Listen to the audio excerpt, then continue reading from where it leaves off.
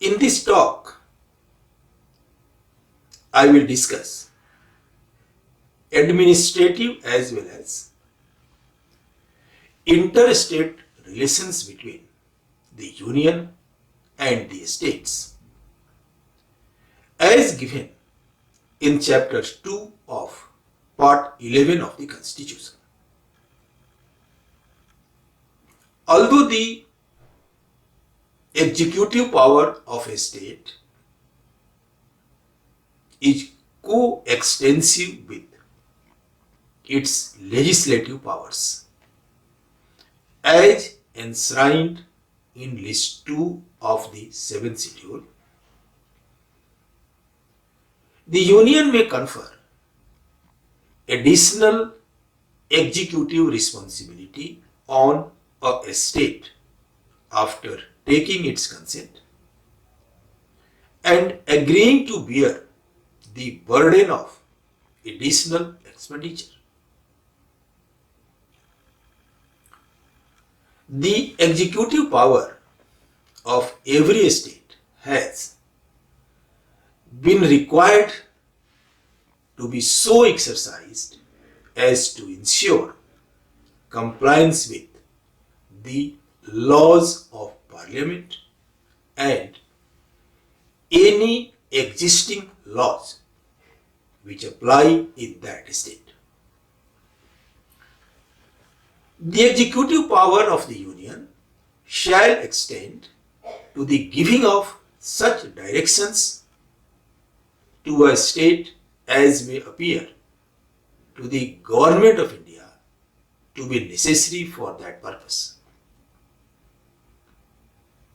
Please refer to Article 256.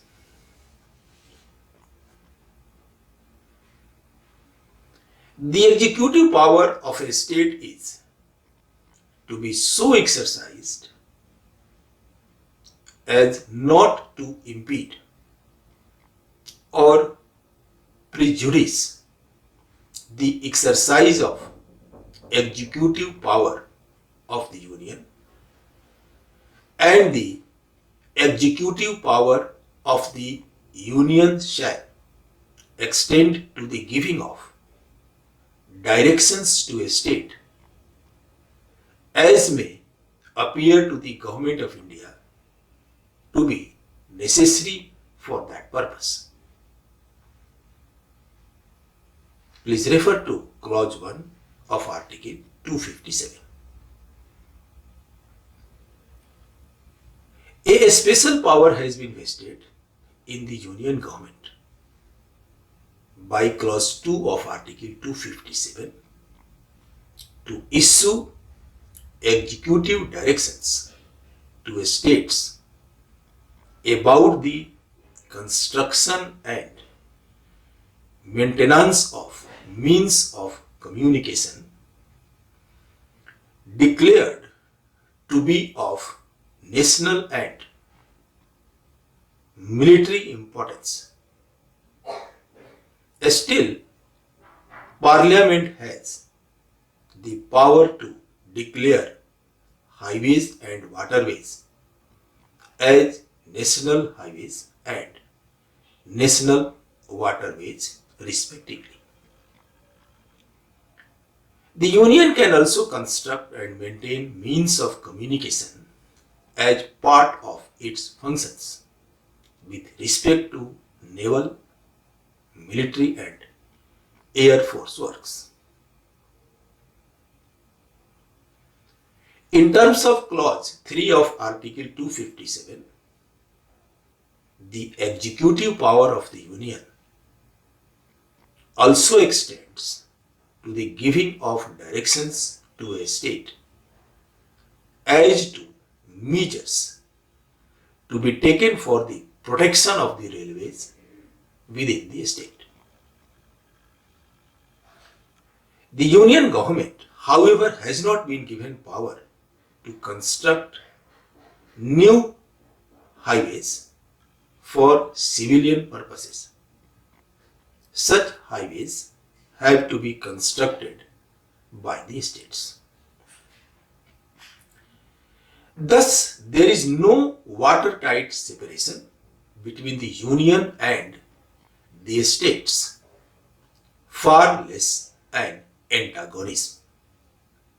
If the states have a responsibility to comply with the union government's national and defense interests, there is also a duty assigned to the union by Article 355 to protect the states against external aggression and internal disturbances. Yet, possibilities of conflict between the Union and the states are acknowledged in the original jurisdiction of the Supreme Court to try disputes between the Union and the states in terms of Article 131 and in Article 365 that declares that where any state has failed to comply with or to give effect to any directions given in the exercise of the executive power of the Union under any of the provisions of this Constitution, it shall be lawful for the President to hold that a situation has arisen in which the government of the state cannot be carried on in accordance with the provisions of this Constitution. This will invite for the state Article 356, that is Declaration of Constitutional Breakdown.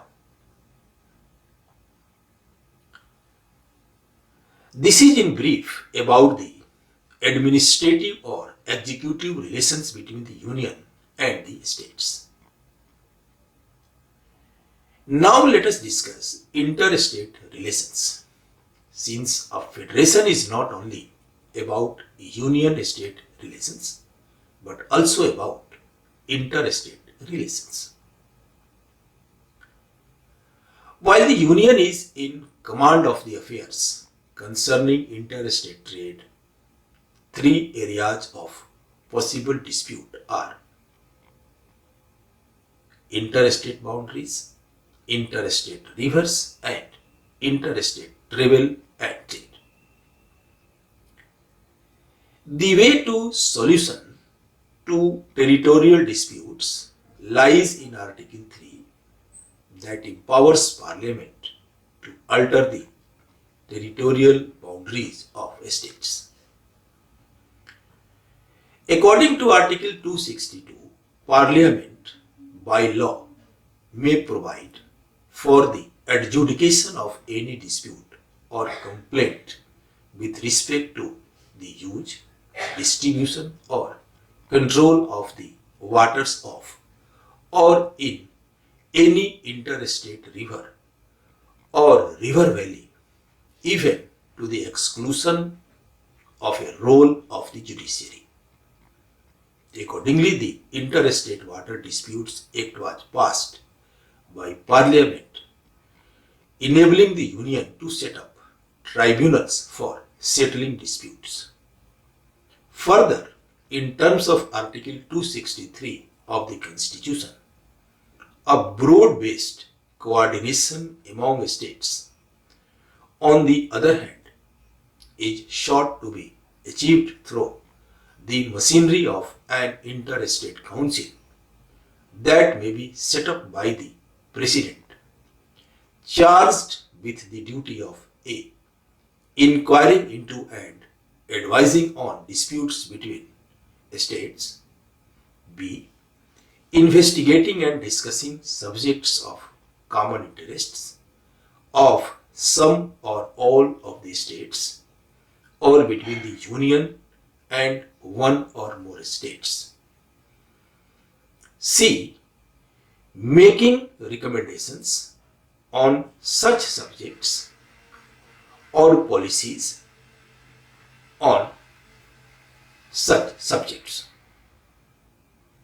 In brief, this is about the administrative relations between the union and the states. I will request you to grasp it properly so that it may help in proper understanding of the Constitution of India. Financial relations between the union and the states will be discussed in subsequent talk. Thanks for patient listening.